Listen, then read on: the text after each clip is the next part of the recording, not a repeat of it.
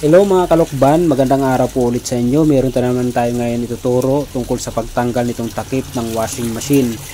So kasi iba-iba kasi na klase ang pagtatanggal nitong automatic washing machine sa takip na to. So nung nakaraang video natin, ang pagtatanggal nitong lock nitong takip ng washing machine ay iba po at iba rin po to. So yung ginawa natin nung nakaraan ay American Home po yun Midea po pala mga kalokban yung ginawa natin doon. Ito naman po ay Toshiba. So ang pagbaklas naman po nito nasa gilid po nung takip po mga kalukban dito sa labas. Yung una po ay nasa loob po yung tanggalan ng lock nung itong takip nitong washing machine. So ngayon lang natin tinanggal na natin yung takip at yun na makikita natin yung lock na. At ang gagawin po natin, may makita po kayo dyan sa butas na yan, lock.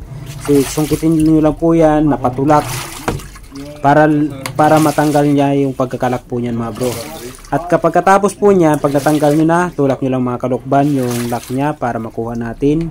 So napaka basic lang po nitong pagtatanggal itong mga takip na to. So kinukuha natin itong video na to mga kalokban kasi may mga nagtatanong na sa atin tungkol dito sa pagtatanggal nitong takip ng automatic washing machine. Kasi may mga nagtatanong kung paano daw tanggalin yung takip ng automatic washing machine. So itong video na to para lang to sa mga bago, mga nagsisimula na walang idea. So sa matatagal na po dyan, alam na po ninyo ang paggagawa nito. So yan na, natagal natin yung lock na mga kalokban. So napaka basic lang po niya tanggalin, ganyan lang. At ganyan din po yung pagbabalik.